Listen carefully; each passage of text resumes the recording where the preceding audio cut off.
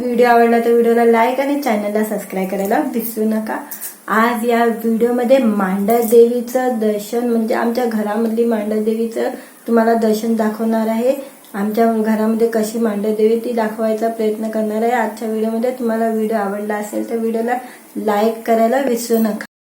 मांढर देवीच्या नावानं सांग भला। मांढर देवी हे सातारा जिल्ह्यातील वाई जवळ डोंगरावर वसलेले एक प्रसिद्ध धार्मिक स्थळ आहे, जिथे काळुबाई श्री कालेश्वरी देवीचे मंदिर आहे, जी आदिमाया पार्वतीचे रूप मानले जाते आणि नवसाला पावणारी देवी म्हणून प्रसिद्ध आहे। इथे पौष पौर्णिमेला मोठी यात्रा भरते, ज्याला शाकंभरी पौर्णिमा किंवा चुडी पौर्णिमा असं म्हणतात। या देवीचं स्थान सातारा जिल्ह्यातील वाई तालुक्यात वाई शहरापासून सुमारे 22 किमी उत्तरेस एका डोंगरावर आहे। हे मंदिर सुमारे 400 वर्षापेक्षा जुने असून श्रद्धा आणि परंपरेचा संगम आहे। भाविक वर्षभर नवस फेडण्यासाठी आणि दर्शनासाठी इथे येत असतात। मांढर देवीची एक कथा आहे। मांढर देवीच्या डोंगरावरील महादेवाच्या मंदिरात प्राचीन काली मांढव्य ऋषी तपस्या करीत होते।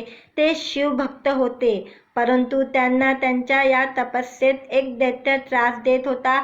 या त्रासापासून मुक्तता व्हावी अशी त्या ऋषींनी शंकराकडे प्रार्थना केली। तेव्हा शंकराने महाकालीच्या द्वारे त्या दैत्याचा विनाश केला।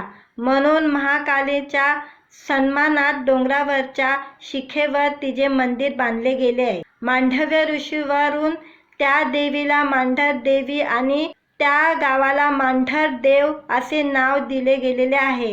गावकरी अशी आख्यायिका सांगतात। मांढर देवीचे मंदिर मंढर पर्वतावर आहे। तिथे मांढव्य ऋषीचे वास्तव्य होते, त्यामुळे मांढर या शब्दाचे उत्पत्ती मंधार किंवा मांडव्य या शब्दावरून झाली असावी अशी मान्यता आहे। पुराण काळात दक्षिण भारतात दानवाने उच्छाद मांडला होता, तेव्हा आदिमाया पार्वतीने महाकालीच्या रूपात त्याचा विनाश केला व मंदार पर्वतावर ती विश्रांतीसाठी आली आणि तिथेच स्थानापन्न झाली।